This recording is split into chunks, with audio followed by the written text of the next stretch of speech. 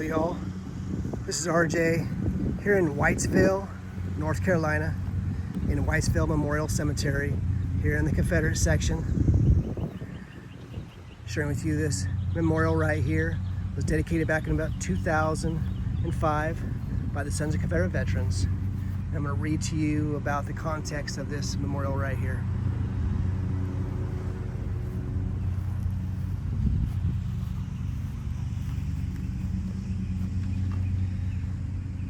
This monument is dedicated to the nearly 1,300 courageous sons of Columbus County who in 1861, in obedience to the summons of their state, freely offered their lives, their fortunes, and their sacred honor in behalf of the cause of constitutional liberty and self-government.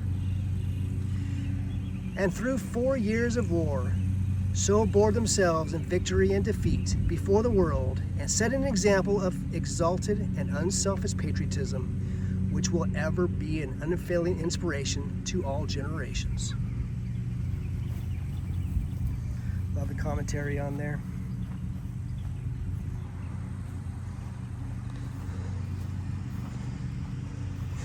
See here on the front, logo of the Sons of Confederate Veterans. Thank you to the SCV, Sons of Confederate Veterans, for this initiative, for placing this memorial here. Very appropriate. After all, it represents those who answered the call and did their duty to serve and protect and defend their homes and their family and homeland in America's largest, bloodiest, deadliest war. They certainly deserve a memorial. This is what it's all about, so we don't forget, lest we forget, lest we forget.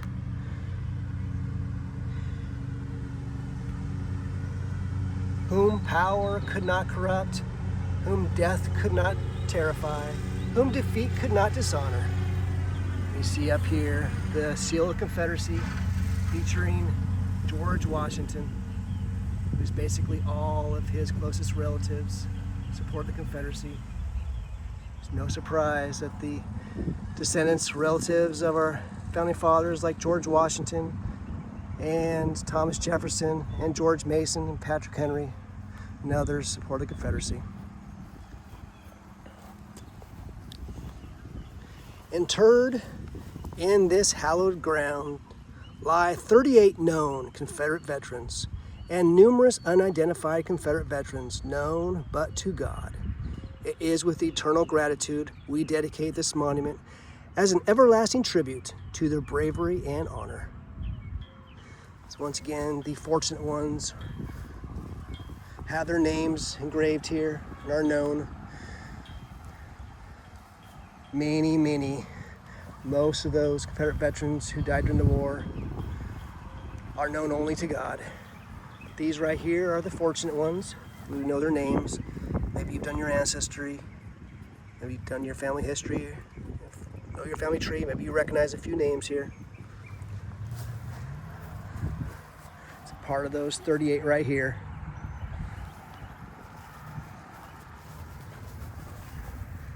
Here's some more names.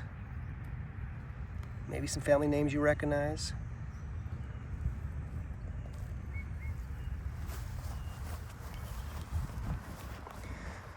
There's not very many actual individual headstones remaining right here in this section. Just a few little odds and ends ones. I'll point these two out right here. There's also one right over here as well.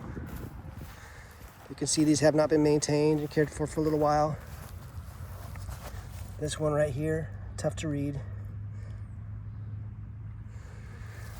At a severe angle, and this one right here, same way. You can tell this headstone right here was removed and placed here. Who knows where it went? Maybe it was right there at one time. Who knows why it was removed? What happened to it?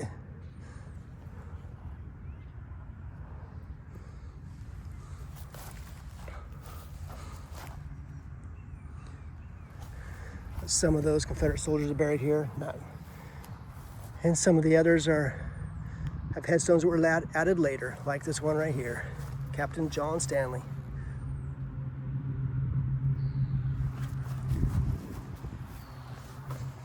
Unfortunately, the individual headstones for many of theirs are gone. Of course, throughout the cemetery here in Whiteville Memorial Cemetery, you can find Confederate headstones in different places. I see just one over there. I see another one over here. I see another one back there in the distance. I did want to share this with you today, once again here in Whiteville, North Carolina. You can see there's 2 flagpoles right here. Unfortunately, there's no flags on them right now.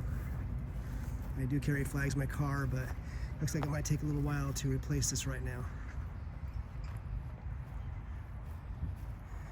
This is on the far, Whiteville, North Carolina is on the far south, kind of east side of the state. Getting pretty close to South Carolina state line right here. Rebel Shop's just a little bit south of here, one of the Rebel Shops. This is south of Wilmington. In fact, they say many of those who died at Wilmington were actually brought here. And that's why it's saying for all those time there was as many as 1,300 courageous sons of Columbus County who are buried around this area. You know, it took all the way up until 2005 to place a memorial right here. So I really appreciate SCB, Sons of Confederate Veterans, for doing so. Appreciate all the efforts for the UDC and Order of the Rose and Independence Southern and all those good organizations that just care about the past and history and their ancestors. I'll read this. I'll finish this video up with reading that one last time because I really like it. You can see I was considering a new flag here, but not sure if I'll be able to do that right now. Probably could. I have seen photos of this before, and I would love to be able to join them at some point for a ceremony. Maybe they just place the flags here for the ceremony services. So it just can be changed out though. Looks like the grounds crane crew is starting to move on here. I just want to leave this with you today, once again from Whiteville, North Carolina, which is the county seat of Columbus County, on the far south side of the state of North Carolina, close to South Carolina state line. Let's leave this with you one last time, these commentary right here.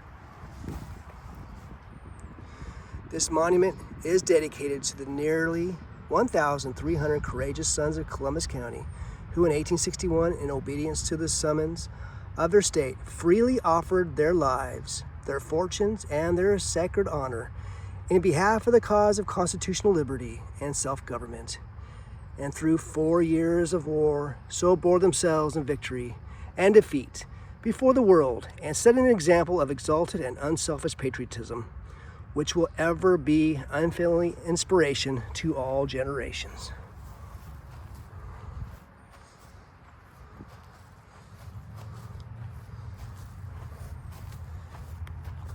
From Whiteville, North Carolina.